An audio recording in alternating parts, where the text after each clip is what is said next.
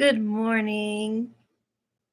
Good morning, beloved. So I didn't make a live I don't know what to call it. I just made a post. So maybe you didn't get the alert right away. Sorry about that.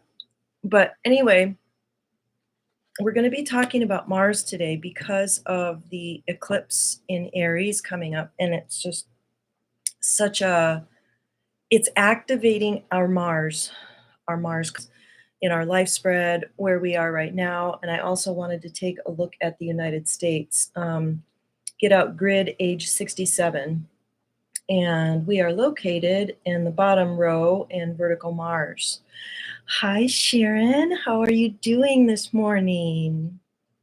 And I also wanted to do this deck because it's softer and it kind of helps us look at, what issues are we dealing with and so forth. But right now, my guides are nudging me to talk about the 67th grid. So here we are as the United States. My apologies to anybody who's not in the United States, but because the eclipse is going over our great nation, and our country affects so many in the world, let's talk about this. So here we are in the vertical Mars line. I didn't realize that's where we were sitting, displacing the Six of Spades.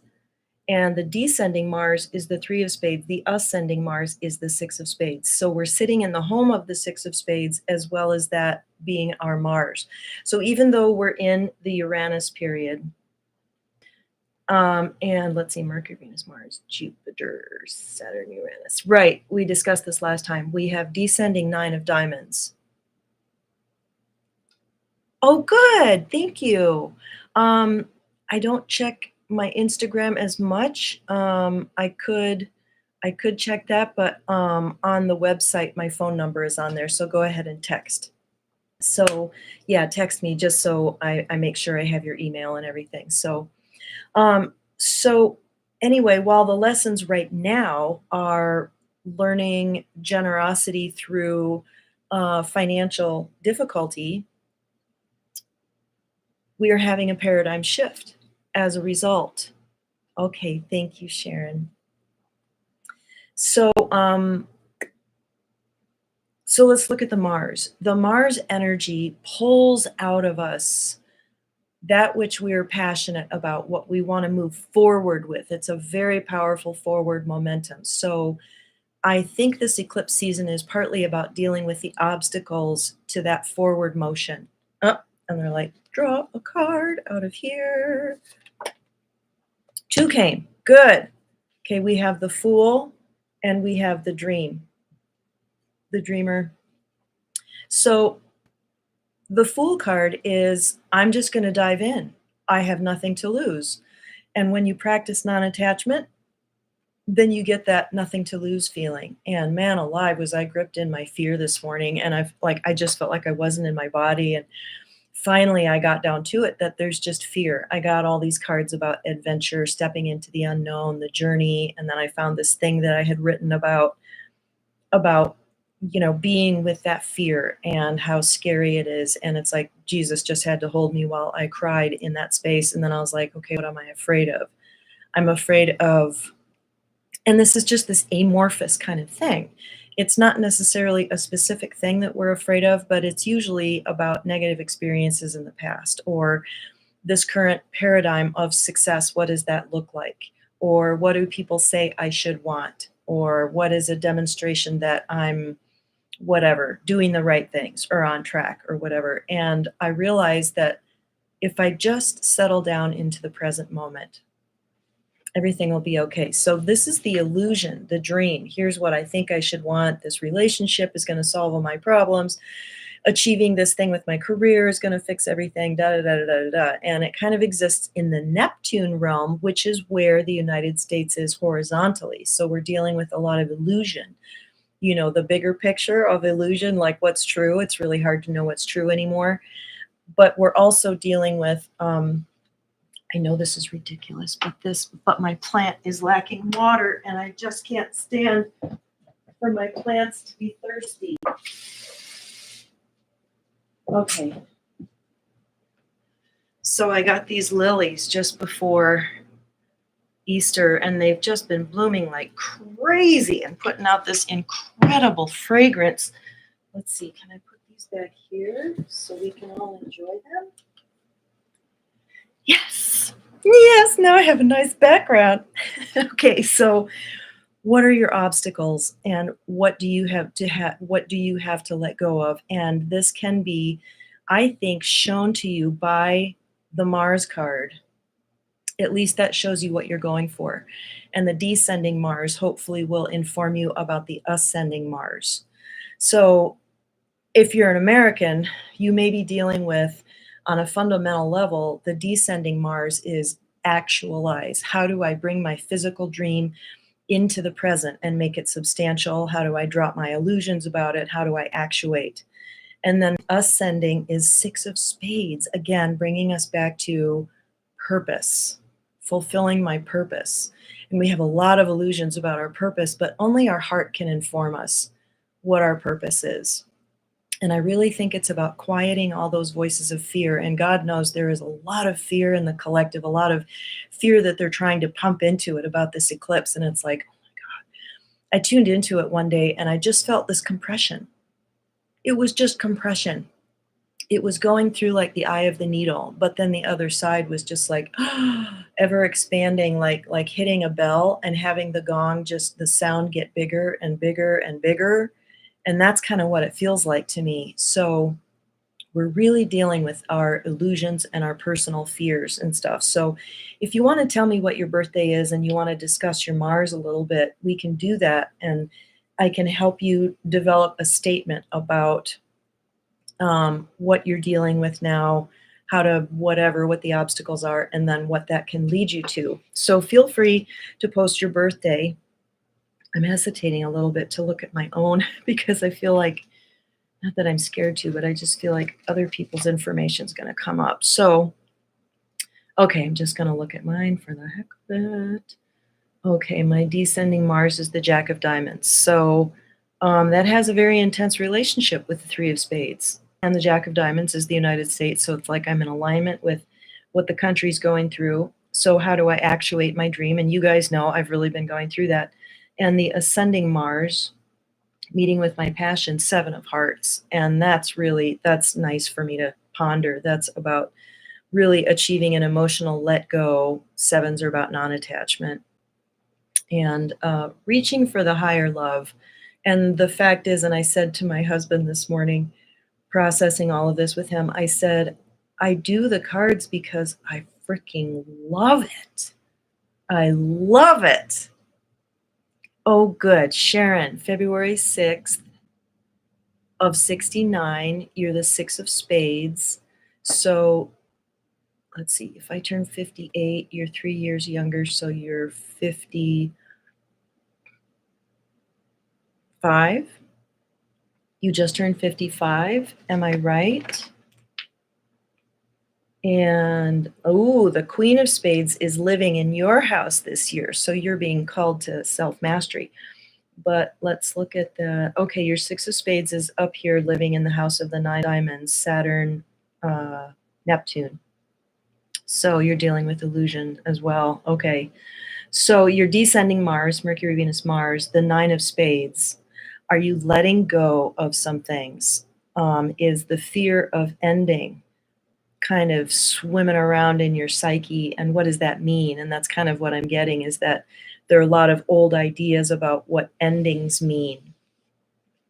And coming to an acceptance, a conclusion about something, being able to let it go, and then seeing a much bigger picture. That's the Nine of Spades. So once you've released yourself into a bigger picture, your Three of Diamonds is your ascending Mars. So that's definitely about, threes are not about picking one thing. It's about becoming aware of the options and everything that's there. And because the diamonds don't have an up-down shape, all the other threes, I think of the pips pulling away from each other. But the diamonds aren't necessarily pulling away from each other. It's more about just seeing everything that's there and developing kind of a non-attached, accepting attitude. And what I'm getting, okay, no fear, ready to let go. Good for you. So, yeah, you're mostly processed through that. And, yeah, the 3 of diamonds is a detached way of just kind of seeing what's open and available to you. So you're not in your Mars period yet, but my guess is that with this eclipse, that will be activated. So you're actually in your are you in Mars yet or Venus yet? So February 6th as of the 30th. So just a few days ago, you entered your Venus. So your Venus cards are descending 9 of diamonds. Wow. Yeah, you've got a couple diamonds there. So maybe dealing with the same financial difficulty or letting go of something that you used to put a lot of value on. And then the ascending Venus is the 7 of diamonds, and that's coming into a more clear understanding about your gifts, your uniqueness, your specialness, how you that the way you are is what brings in abundance of all different kinds, and also being able to see other people through that lens, their preciousness, and so forth. Good, good. And you've also got the Jack of Diamonds ascending.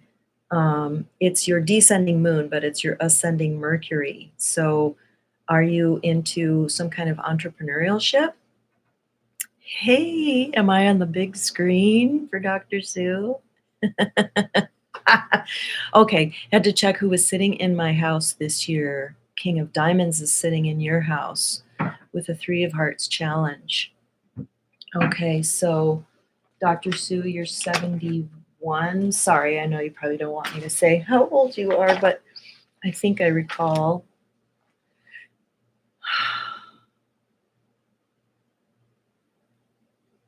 Okay, I can find that out if I. Okay, so who's sitting in the house of the Queen of Clubs? Oh, so you're 72. The King of Diamonds is sitting there.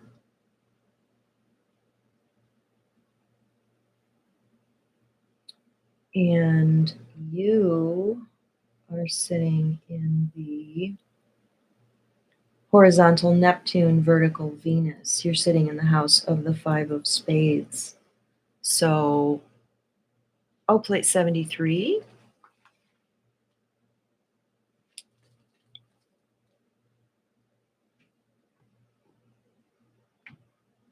So you're sitting in the Ten of Hearts house. Are you sure you're reading the right line? Because plate 73, the Seven of Spades is sitting in the house of the Queen of Clubs. So, anyway, yeah, let's be clear on what you would know how old you are. Okay, so your descending Mars is the Nine of Diamonds. Wow, we're all having Nine of Diamonds stuff. So that's about letting go of what I see is that you're looking at something that is in your rear view mirror. You let go of it, it's beginning to fade away, Dr. Sue, and then you're ascending. No, no, no, wait. I'm looking at the Seven of Spades. Mercury, Venus, Mars. Your Mars vibration, they're telling me that's not really what you're thinking about. But in case you're being activated by the eclipse, is the Four of Diamonds. Do I have enough, a stable foundation of desire? And then the ascending is the Jack of Clubs, which is genius, brilliance, new ideas, that kind of thing. Maybe you are in your Mars because you're December 6th. You are. 321 to 512. So yeah, the Four of Diamonds is building yourself a foundation and then brilliance and genius ideas coming to you. And I'm getting that that's a really playful, fun vibration. So I'm going to draw a couple more of these cards to kind of help us through this period. You know, I'm seeing several things. I think those of, and I always feel really uncomfortable saying this, but those of a higher consciousness are kind of on the front lines of the evolutionary change that we're going through. And at times we feel a really intense resistance. And Rion described this as the higher dimensional energy is pushing down while we're pushing up. So there's been a lot of tiredness, a feeling of heaviness, going through soup or feeling like you're in the mud. And I was just picking up for people that would shift pretty dramatically through the sign of Aries. And I think that the eclipse can really help push us through all of that. So I'm also seeing incredible breakthroughs, like going from feeling that heaviness to feeling a very grounded clarity about moving forward, or even a euphoria, or and this has begun to come in for people, and it's going to come in at different times. And I think it has everything to do with dealing with the resistance that you're feeling. And whatever that resistance is, there's always some fear hiding in there, or, something negative. And I think acceptance is a really big part of that. And dealing softly with whatever's sitting in there, making it hard to move forward. So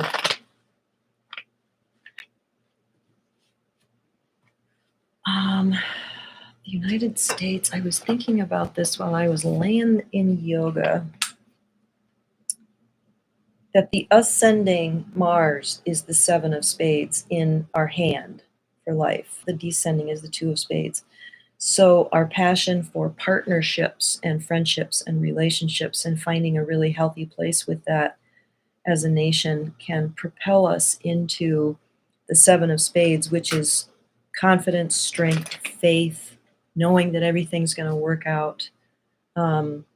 And I really do think that there's a spiritual awakening happening right now too. So I'm guessing that's going to be really activated with the eclipse. When do we enter our Neptune? I think we're still in our Uranus period. Yeah, we just entered it. Okay, so if anybody else wants to volunteer, I'm just not feeling a lot of energy. This was just a mental thing I was going through. So I'm just going to drop all my ideas about Mars and whether or not that's relevant, and we'll just go with, the Q&A. So does anybody want me to draw them a card from here? I'm just going to shuffle for a minute and wait for a brave volunteer.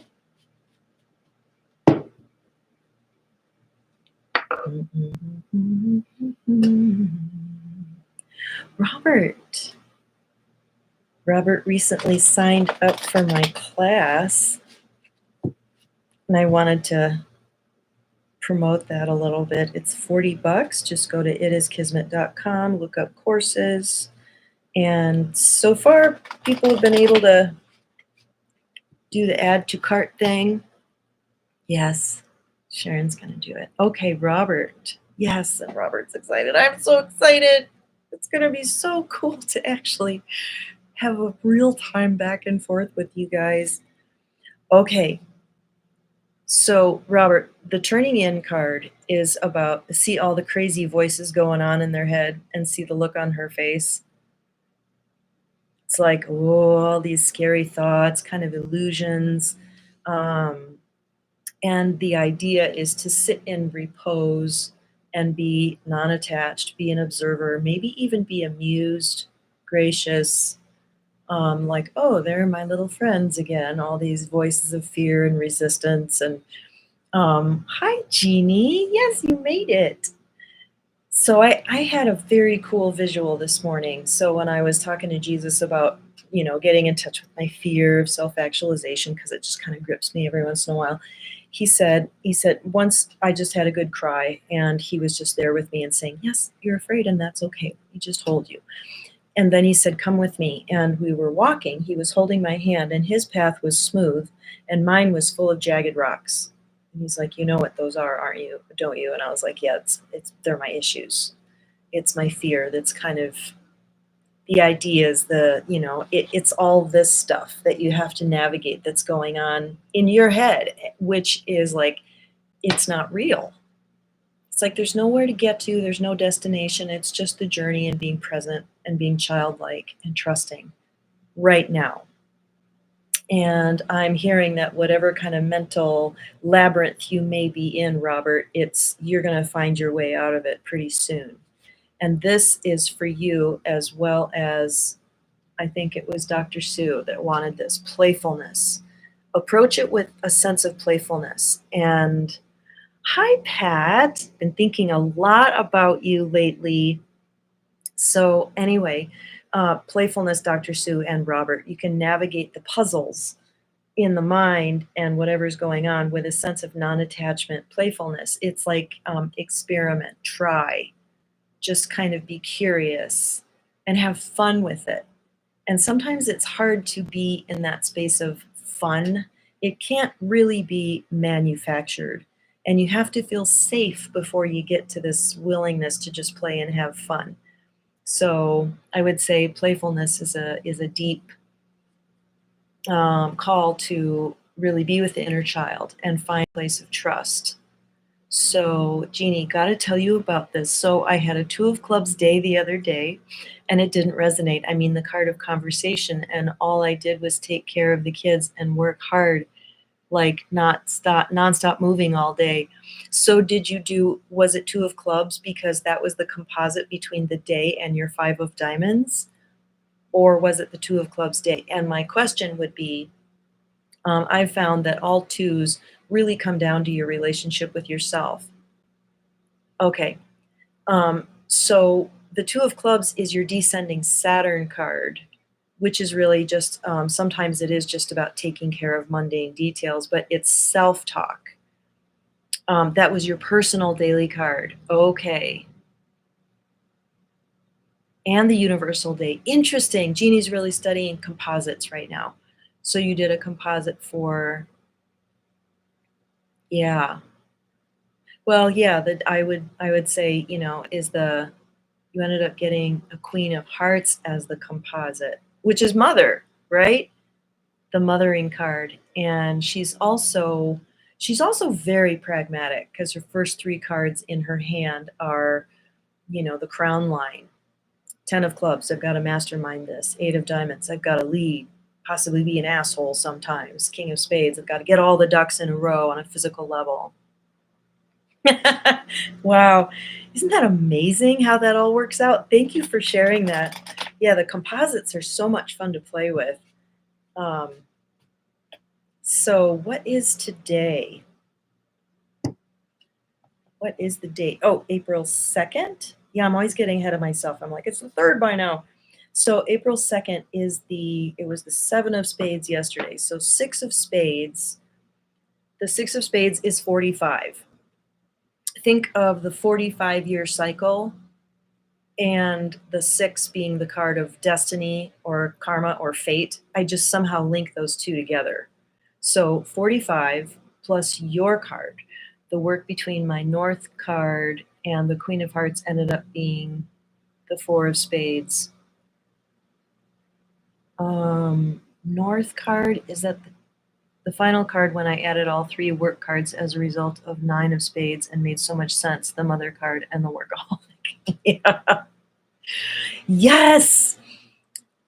Jeannie is tapping into a principle that I've kind of identified with the cards, and I'm sure that that's what's kept you all here not here on this channel, but with the cards and fascinated with the cards is this feedback mechanism. There's kind of a flexibility in there where you're like, okay, it's called the Mystic Test book because test, the root word of it is the same as taste.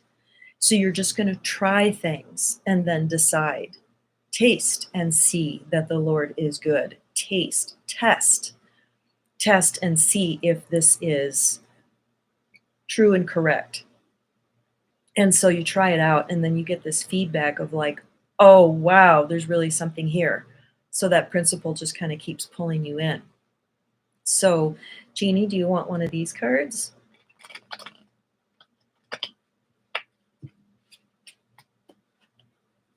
So, Pat, I'm wondering if that Queen of Hearts is being really activated for you by this eclipse because it's your Mars card. Queen of Hearts is that exact thing I just described, that pragmatic mothering, let's get it all together. Pat has a huge brood that she deals with, kids, grandkids. And then your ascending, and this is just your hand for life. Your ascending Mars is the Four of Hearts, which is a sense of security and home and safety. So make sure you mother yourself there too. Jeannie, I'm going to be trying this all over the place for a while and see how it resonates. Definitely. Isn't that's so fun? Okay, and you will take a card.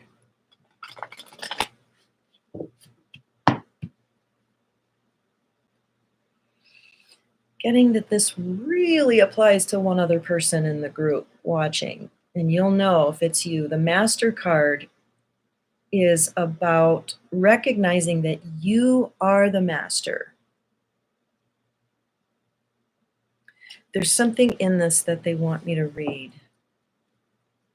Like, if this is kind of modeled after the Tarot, Osho, the maker of this deck, used the, okay, he added this kind of like as a placement that doesn't exist in the Tarot, and I really like this. Okay, the master in Zen is not a master over others, but a master of himself. His every gesture and his every word reflect his enlightened state. He has no private goals, no desire that anything should be other than the way it is. His disciples gather around him not to follow him, but to soak up his presence and be inspired by his example.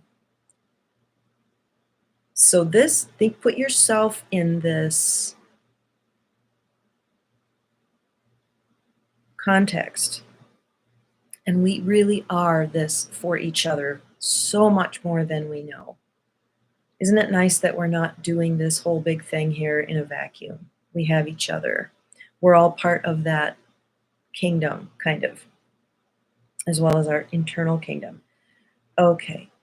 In his eyes, they find their own truth reflected. And isn't that the most important thing of all? It's like someone can't just tell you something. You just put something together within as a result of being in their presence. The master welcomes the disciples not because he wants to lead them, but because he has so much to share. And I'm just getting this image of effervescence. That's what you're sharing. It's just effervescing from you. It's not like you're like, oh, here's my message. It just comes out of your pores. And you don't even know what other people are picking up or what's useful to them. Together, they create an energy field that supports each unique individual in finding his or her own light. So you don't know what they're getting, but their inner teacher, their inner guru is guiding them and just making use of you in a way. If you can, remember I went up to a pastor, I was going to this whole life church of religious science, not Scientology, religious science, it's totally different. And he just wasn't very good at giving sermons. And I remember just going up to him and saying, I got a lot out of this. And in my mind, I was thinking, despite your crappy sermon, my own inner teacher made use of what you had to say. And I just learned so much. Jeannie, literally how I refer to the karma cards to help people understand that, like with the challenge card may show up as a person that annoys them, but the reality is that they're reflecting they're reflecting what you need to work on. Same for the supporting karma card. Oh, yeah. Yeah. I think that is the perfect kind of redirect. I mean, the cards are a mirror. People are a mirror. And I've come to understand every single card as an aspect within me. And if this person is showing up, if they're highlighting something through the composite or just through what their card is or whatever I'm experiencing is what that divine alchemy is stirring up for me. I had a huge insight about all of this recently.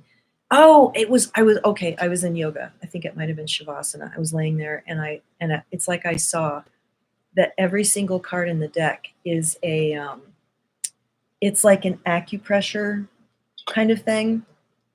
And every card is like an acupressure point comprehensively of some aspect of you. And so, yeah, the karma cards in particular are they really embody that, the verse that Robert Camp refers to in Revelation, that I took the little book from the angel. Angel put it in my mouth, and at first it was sweet, and then it became bitter. And that's the experience. At first, you're like, "Oh my God," the aha that we're talking about, and then it becomes bitter as it stirs up something within you that you have to look at. And then the cards just kind of give you a roadmap to figure out, okay, what is it that I'm really dealing with here? And that the work card that I've come up with, that composite of, you add your card to the composite card, and then you can see what is your work in the relationship. It's especially true of that. You can see the most amazing things about supporting card person, but it's a mirror of what you need to admire about yourself. That's a really good one too, because um, sometimes we idealize the other person. Like, for example, my brother's the King of Hearts. That's my descending Uranus card. And then when someone pointed out to me, I think it was Aquarius Maximus, actually, we had a trade a long time ago, and she said that Uranus used to rule Leo. And so when I claim that card as my own, and I'm like, okay, all these things I admire about my brother, maybe they're things I admire about myself. And that particular card, like the positive karma card, where you feel like they have something figured out that you're trying to attain, begin with the assumption that you see yourself. You're admiring something about yourself, you're just not owning it. And that particular placement, and it shows up, in various ways. It always feels that way. And like, I was blind to that whole idea that the things I admired about my brother could be things I like about myself. It's like, and yet it's right there, and it's rather obvious. Like, it could annoy me that a nine of diamonds can give so much for nothing in return, yet my challenge is that I want to give everything away and I don't know how to receive. Yeah, that's such a perfect example. Yeah, and the evolved nine of diamonds has that seven of spades right next to them, which is like that integrity vibration, the king of diamonds sitting under it, and then the jack of clubs is detached sense of humor, and it's like, it's a totally, like, yeah, the empowered nine of diamonds. And you're like, oh, I wish I could be that generous. And yet you are incredibly generous. And it's not all of that generosity isn't all giving to get, the caretaking vibe. It's coming out of it's the card you have to play. It's a quality, and it can be a virtue or used in service of the ego in a dysfunctional way. Then my supporting card, I can admire how artists do their thing, right? That what's sitting under the five of diamonds, or what's sitting in the home of the five of diamonds, right? The three of clubs, yeah. Artists do their thing and can channel their energy in that way, but I forget that I've been painting my whole life. Yes. Yeah, admire your own art. So, yeah, so Jeannie's talking about the card that's living in your house, as well as the house of the card, the owner of the house that your card is sitting in.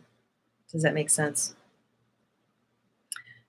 Anyway, so yeah, isn't this apropos for that whole discussion? The master,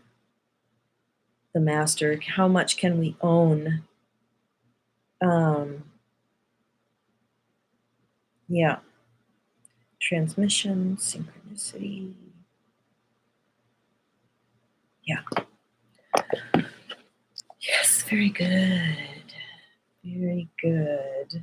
Wow, that was a really rich discussion. Thanks for letting us draw a card for you, Jeannie.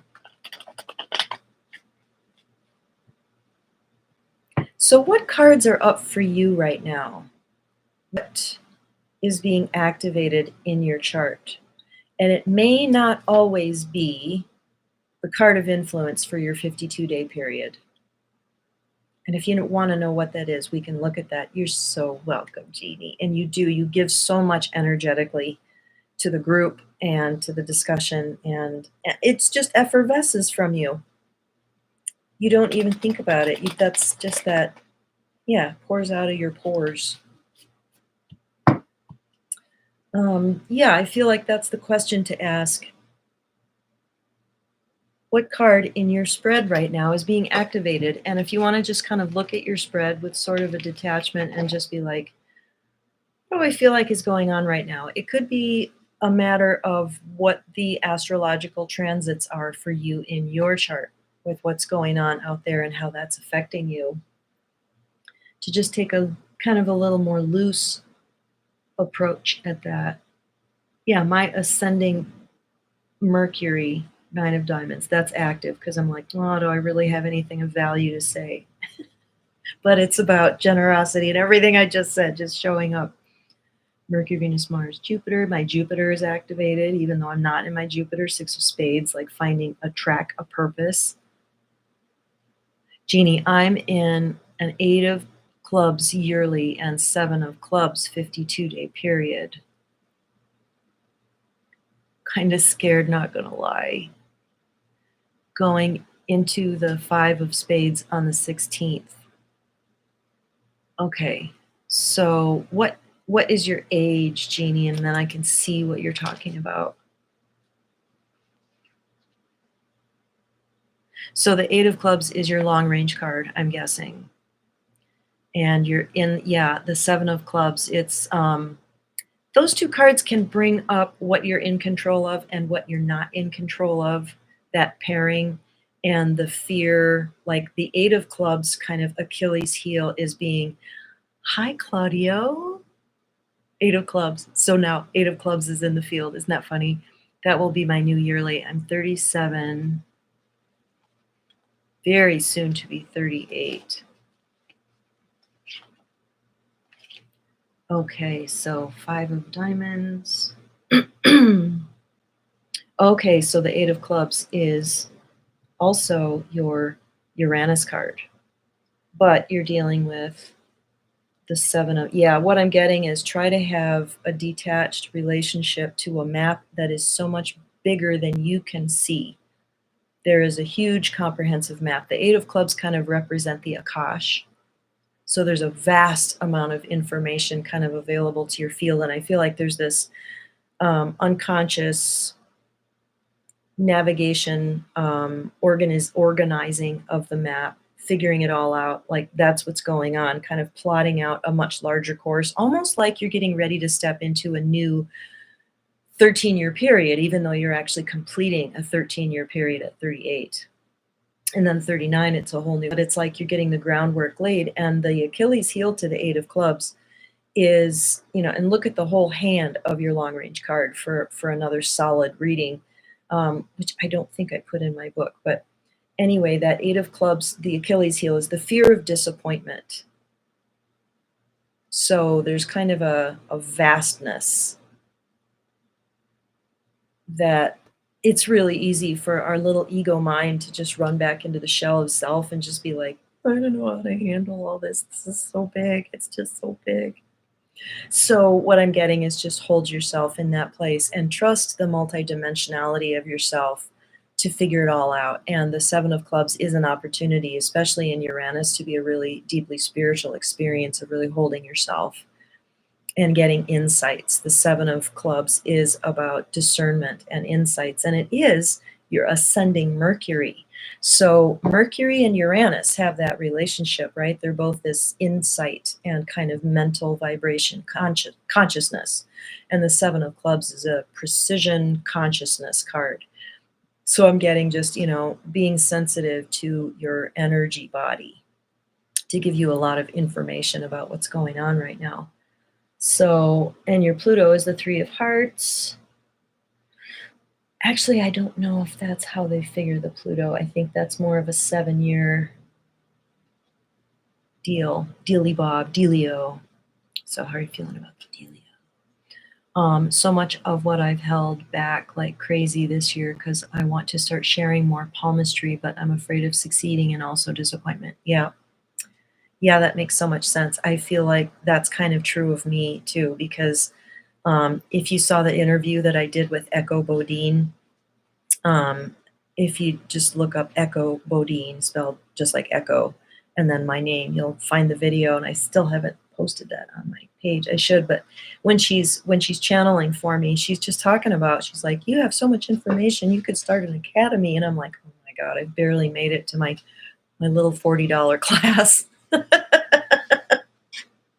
which I'm feeling pretty good about. I feel like this is actually going to happen and I'm going to figure out the tech and just it's doable. We have resources. We have tech gurus all around us who have answers to our questions, so there's a way forward. But anyway, yeah, there is a map being laid out, and maybe that's part of this eclipse. And maybe that's why I was thinking Mars. Maybe that's why it's about Mars. And especially that six of spades business is like, what is your big picture? Maybe this is the new, because I really feel like we've stepped onto a higher timeline. That's why the whole ascension viewpoint came through, is because our vibration's going up. And so a whole new map is being laid out. And I was really getting that a few days ago, that it was just before Easter, and I felt that the density just shifted, and it wasn't quite so heavy and dense anymore. It was light. It was full of a sense of possibility. And I think those of us of that consciousness, that's our job right now, is to, like Buckminster Fuller, make the new alternative so appealing that everybody else in the dirty old sandbox is just attracted to where you are. And sometimes it's hard to do that, because I have a lot of curiosity about how things are playing out in the world, but taking the time out to just really be with, okay, where's my path? Where am I being led? That's so important. So anyway, we've got a fair amount of people watching. Does anybody else? I just really feel like we need to address the heart and more of the affective sense of what this eclipse season is. Just raise your hand if you want me to draw a card for you. And yeah, it is going a little public, but just be aware that my guides bring forth information it's not too personal. If it is, they tell me, hey, talk to me in private, and that's happened occasionally on my Facebook lives. But um, it will be information that's helpful for everybody, and it won't be something that you're not ready for. So how many of you give readings? I'm kind of curious about that. I don't, each one's got, like, Jeannie has palmistry. I know Pat has an ever-growing box of tools that she draws from. And just know that you draw from all your tools every time you're with somebody. God knows Dr. Sue has a box full of tools too. Um, but yeah, are you using the cards to give people's readings? And you do tarot? Yeah. Yeah, and there's such an interesting relationship too between the cards. Every time someone does a tarot reading and they're like, well, the Nine of Swords just showed up. I'm like, Nine of Clubs. Okay, how does this? And most of the time there's an application, and sometimes there isn't, because over time it's like these streams have just gone in slightly different directions. And so sometimes there's a common thread, and sometimes they're just really different. But there definitely is an amazing cohesiveness between numerology and the cards and the Enneagram that I've found. And probably Jason, I don't know if he's with us, but the whole Chaldean system, he's found just innumerable parallels, and it's just the universe communicating with us. Sharon, yes, I will do you. I'm getting two cards for you. The source, I love what it says about the source. And intensity. These two go together very well. I feel like I want to stand these up, but I can't stand them up. You do readings as well. I am so glad to hear that. I love that, because it shifts my paradigm. Like, for so long I was the only one that did it. So I don't think in terms of, oh, there are other readers out there, but of course there are. Jeannie, I do a little of everything. Five of Diamonds. Fives are master of changes. Yes, values. So changing focus all the time, change forward, backwards, upwards, down. Right. It's like the need for variety. Oh, I want to do this. Now I want to do that. Oh, that sounds really good over there. And that's why Five of Diamonds are like the seven in the Enneagram, the epicure. They're like, oh, I want it all. They're just like, they have the lust for everything, which I love. It's my goal to be a seven in my next life. Maybe that's why I'm the Seven of Diamonds. So the source, don't worry, we're getting there. It is, I think it's the Ace of Fire. I'm just going to read it because it's so beautiful. Eight of Diamonds and Mars. Yeah. Yep, we talked about that with your card right now. You are the 6 of spades, and your 8 of diamonds is really asking you, okay, the sun card, the 8 of diamonds has been called the sun card. So it's like being in a really big, warm, hot spotlight, and it's rather intense in there, and you're being asked um, over and over again. Yeah, I channel people's own headspace. I love doing that because people are so funny, and then we can laugh at ourselves. Okay, Sharon, that 8 of diamonds is like, it's like if we were to kind of take this out of focus, take it out of focus, take it out of focus. It's like it's like it's kind of growing. It's a spotlight inside you that is constantly kind of asking you this question without words. What do you want? What do you really, really want? It's more like apprehending what's available to you. And sometimes we just don't know what we want because we haven't read the menu. Because, like, our menu is really teeny tiny. And it's like, there's a huge menu out there. And we don't even know how to want sometimes. And I'm just getting that sitting in this space is like, let yourself be in that cooker. And this eclipse is really going to forge like a forge that melts metal, melts ideas. It's going to melt things that have felt like obstacles to you in the past. So this is about finding your, relying on your spiritual source. When we speak of being grounded or centered, it is this source we are talking about, capitalized. When we begin a creative project, it is this source that we tune into, the field, you know. This card reminds us that there is a vast reservoir of energy available to us and that we tap into it not by thinking and planning, but by getting grounded, centered, and silent enough to be in the cooker. No, to be in contact with the source. Yeah, this is not a place for word thinking. This is a place for just feeling it and being in it. It is within each of us like a personal individual sun giving us life and nourishment, pure energy pulsating, available. It is ready to give us anything we need to accomplish something and ready to welcome us back home when we want to rest. So, no matter what you're doing, completing or beginning, go to the source. It has time for you. And intensity, lots of fun card, isn't it? That's in the minor arcana for the sun. The figure in this card has taken the shape. Okay. Have some really good theme music. The figure in this card is taken on the shape of an arrow, moving with a single pointed focus of one who knows precisely where he is going. He is moving so fast that he has become almost pure energy, but his intensity should not be mistaken for the manic energy that makes people drive their cars at top speed to get from point A to point B. That kind of intensity belongs to the horizontal world of space and time. The intensity represented by the Knight of Fire belongs to the vertical world of the present moment. It's likely to create ripples around you. Some will feel uplifted and refreshed. Others might be just like, oh my God. I was just describing this experience. I used to drive back and forth from Denver to Fort Collins a lot. It's about an hour.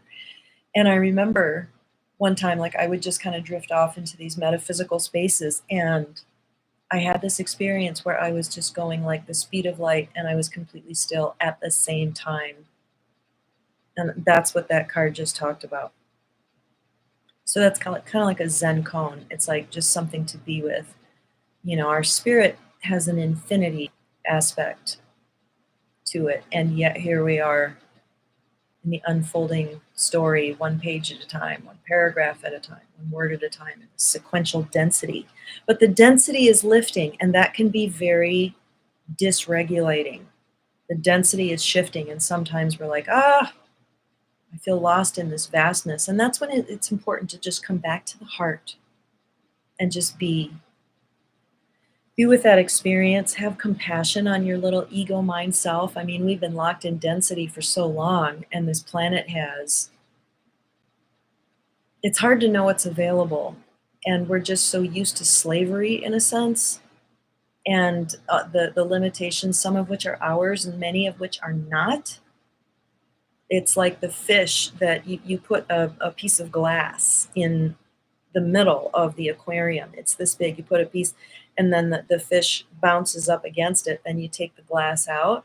He doesn't, he still stays in his space. That glass is being pulled out right now. And we might have a sense of the vastness. So begin with that. I can feel the vastness of what's available, and it's scaring me a little. And that's perfectly natural. And God wants to hold us in that space and say, it's okay. I'm going to pull a card for that in particular. Sharon has a question. Oh, your innocence. I've never experienced this before. I don't know what to expect. I'm a little scared. So this is the essential quality of this old master talking to the little praying mantis. And this might be a tip of the hat to people who identify with the praying mantis, the mantis beings, whom I have heard have a great sense of humor. Oh, I love that you said that. The old me would feel guilty for existing in that place of stillness. Yeah, it really is retraining the neural pathways, isn't it? Yeah. Okay. So you guys already know about my class. Maybe I'll do like a little video, like not a live, but a little video, a little bit about the points that I'm going to cover to kind of get an idea of if you want to do it. Yeah, I think I'm going to do that right now. I'll just record it on my computer and then upload it. But we are going to have fun, and God already knows what we're going to talk about. Oh, you are so welcome. One love, a parting card for everyone's day. We get the intensity card.